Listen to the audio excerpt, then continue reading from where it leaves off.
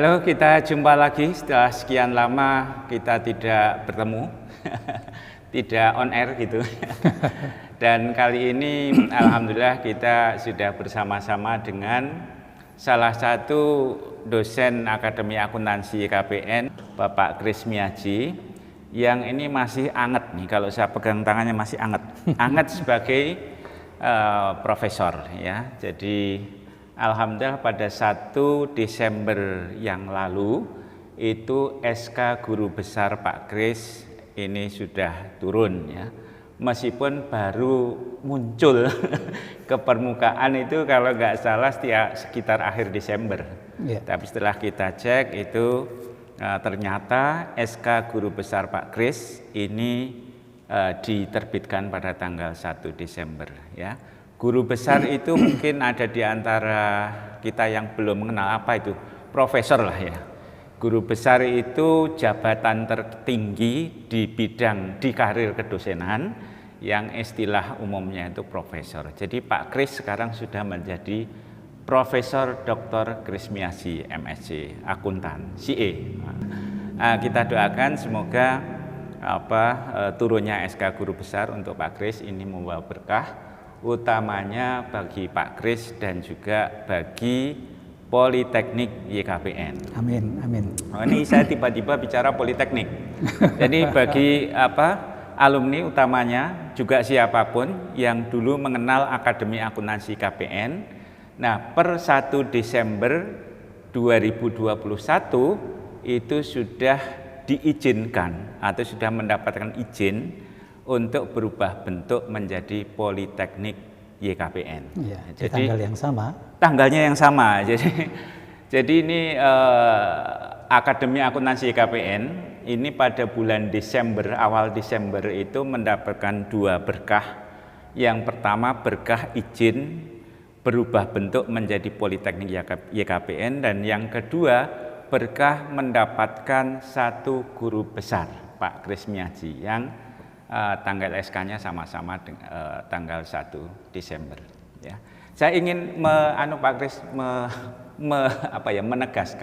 menekankan kepada semuanya saja, utamanya para alumni, bahwa per 1 Desember 2021 Akademi Akuntansi YKBN sudah berubah bentuk menjadi Politeknik YKBN. Nah, mohon doa restunya kepada semuanya, semoga ini membawa AAYKBN ini ke depan menjadi lebih baik, karena dengan berubahnya bentuk menjadi Politeknik YKBN, maka Akademi Akuntansi YKBN atau Politeknik YKBN itu lebih leluasa di dalam memberikan layanan kepada masyarakat dalam bentuk diizinkan membuka berbagai macam prodi itu program studi apapun pada jenjang apapun.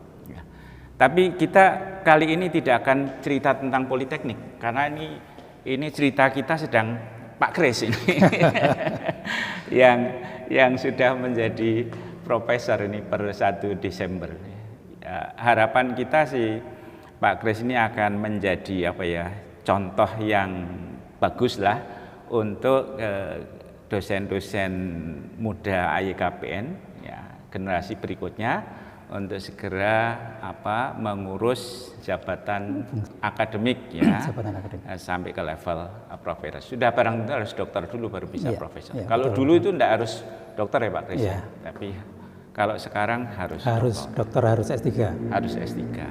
Nah, ini ngomong-ngomong gimana Pak Kris ini perjalanan ini kan bukan sesuatu yang mudah saya kira ya, karena kalau mudah kan semua orang jadi profesor. Ya. Mungkin Pak Kris bisa sharing ya, utamanya ya terutama bagi taruhlah masuk YKBN yang ada di antara mereka jadi dosen ya, segera studi lanjut, ngurus jabatannya sehingga bisa cepat menjadi profesor. Gimana nih ceritanya Pak Kris? Ya baik, terima kasih Pak Ruri. Saya akan sampaikan secara singkat saja. Ya. Sebetulnya kunci untuk mencapai level profesor itu simpel saja, yaitu laksanakan tridharma secara konsisten, teratur, mengalir saja. Nanti kita pasti akan sampai ke sana. Logikanya begitu, karena dalam unsur tridharma itu juga nanti akan menjadi penilaian oleh tim penilai angka kredit baik di level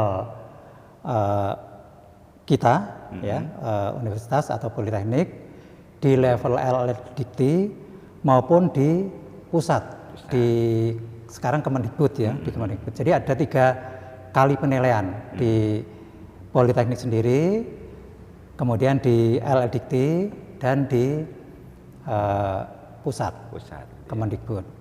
Nah, memang saya bersyukur karena penilaian yang dilakukan oleh LLDikti ini sudah sangat ketat, sehingga ketika sampai ke tim PAK di pusat itu ada 2 macam, Pak. Tim besar, kemudian ada per bidang. Nah, di tim besar itu alhamdulillah saya hanya kena lampu merah 1 kali. Oh gitu. Itu pun kecil, hanya administrasi ya. Kalau yang paling dikhawatirkan kan kalau naik pangkat itu adalah poin penelitian, poin C.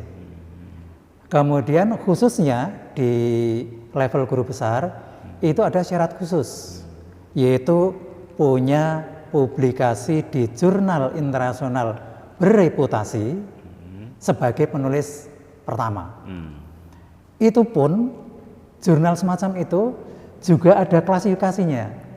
Ada syarat minimum, yaitu impact factor minimum berapa, itu ada. Kemudian ranking di SCR itu juga ada. Alhamdulillah saya punya 2 yang impact factor maupun rankingnya bagus. Sehingga tim di pusat ya sudah menilai semuanya sudah oke, jumlah kum juga sisa. Jadi kalau dari situ sudah nggak ada masalah. Ada syarat tambahan lain, misalnya begini, untuk mengajukan guru besar itu yang bersangkutan harus 1, pernah memperoleh hibah skala nasional sebagai peneliti pertama, atau yang kedua pernah menguji doktor, atau yang ketiga menjadi reviewer jurnal internasional berreputasi.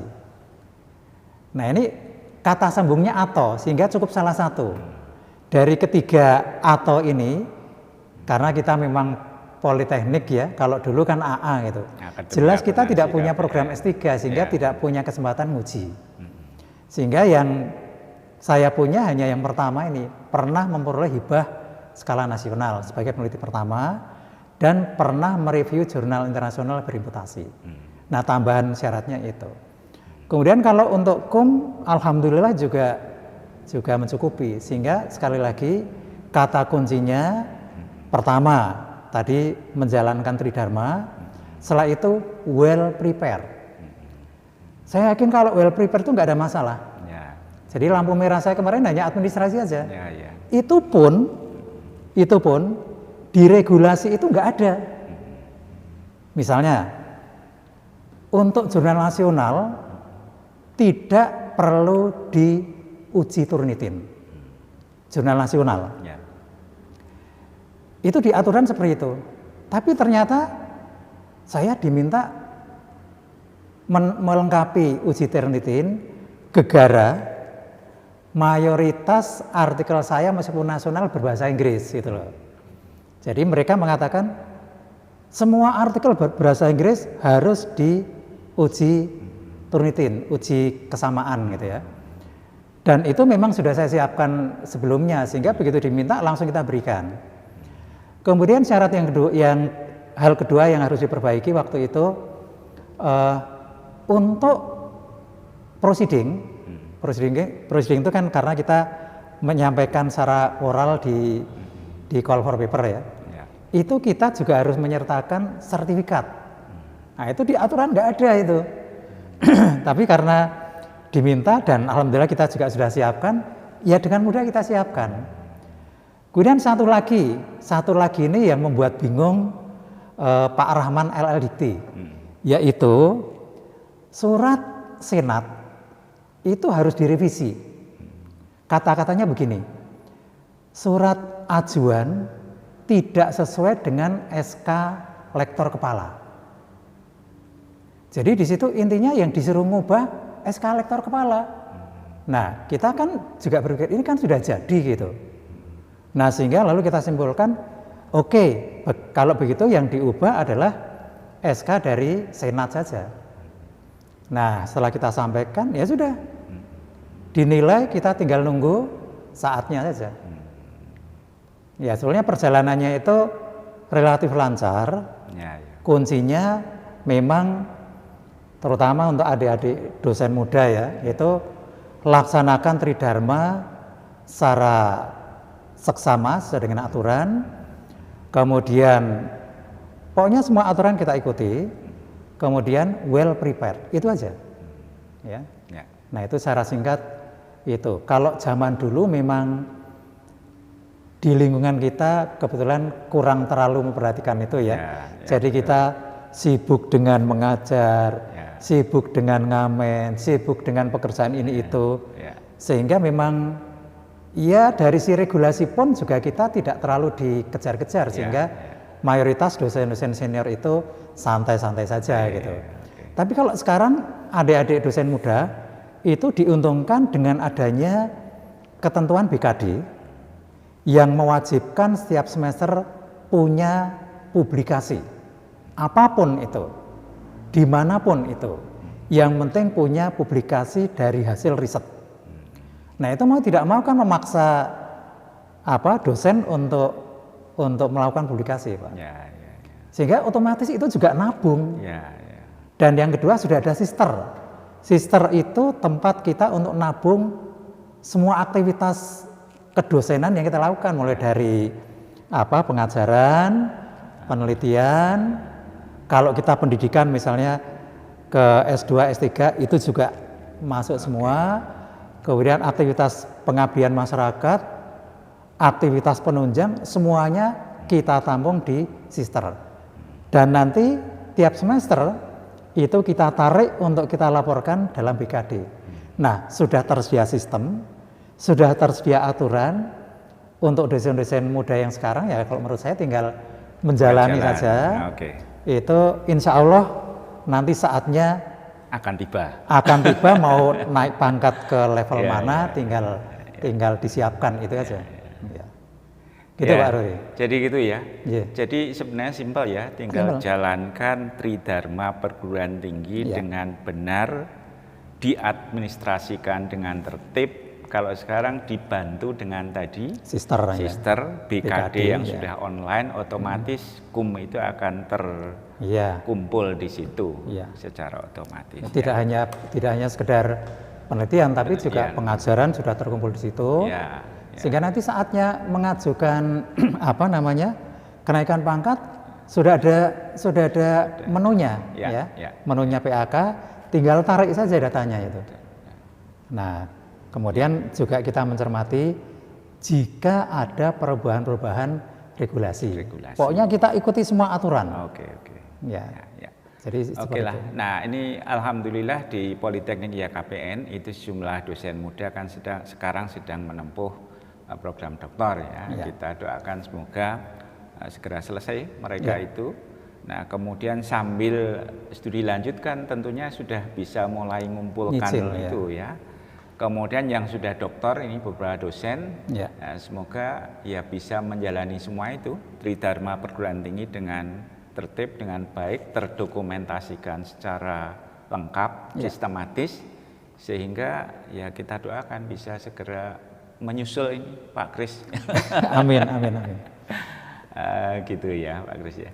Nah, ini untuk para alumni Politeknik YKPN ya, atau yang dulunya AYKPN. Ini kan ada sekian banyak yang profesinya itu sebagai dosen juga ya. Nah, harapan kita ya segera selesaikan doktornya semudah mungkin itu ya. Karena semakin mundur semakin awang-awangan. Semudah mungkin, kemudian segera bisa menyelesaikan ini. Nah, kalau saran saya memang begini, untuk kondisi sekarang ini semua fasilitas tersedia, sehingga dimungkinkan dalam usia muda sudah sampai ke jenjang profesor, Pak. Betul. Ini kemarin ada teman dosen UNS itu profesornya bareng dengan saya. Baru saja pengukuhan, usianya masih 37 tahun. 37 tahun ya, luar biasa. Jadi beliau itu lulus doktornya malah setahun setelah saya. Saya 2013, dia 2014. Tapi memang ya itu ininya sangat bagus, sehingga begitu mengajukan kemarin hanya kurang hal yang sepele lah gitu. Itu ya dalam usia 37 sudah itu selesai, profesor termuda itu. Nah, saya tidak heran sekali lagi, dan saya juga sangat mendorong teman-teman dosen baik di Poltek maupun alumni yang sekarang jadi dosen itu untuk memanfaatkan fasilitas yang ada. Jurnal nasional terakreditasi Sinta sudah banyak. Informasi mengenai jurnal internasional yang terindeks Scopus, WOS dan sebagainya juga sangat mudah. Komunikasi mudah, semua informasi gampang kita peroleh, data riset juga gampang kita peroleh. Jadi menurut saya tidak ada alasan untuk berlama-lama menunda untuk kenaikan jagung. Nah, ini tentunya saya sangat berbeda dengan era kita ya. Zaman dulu. Era kita ya kita jadi dosen belum ada internet, ya kan. Kemudian budaya riset juga masih belum diwajibkan dan sebagainya. Sehingga memang kendala angkatan generasi sepuh seperti saya, Pak Ru dan sebagainya itu jauh lebih besar. Sehingga ya mudah-mudahan apa yang saya sampaikan nanti betul-betul memotivasi adik-adik dosen yang masih muda-muda itu untuk segera, sekali lagi segera untuk meraih jenjang kepangkatan karir yang tertinggi, yaitu guru besar. Dan itu sangat mungkin karena sekali lagi semua fasilitas sekarang tersedia dan sangat memungkinkan.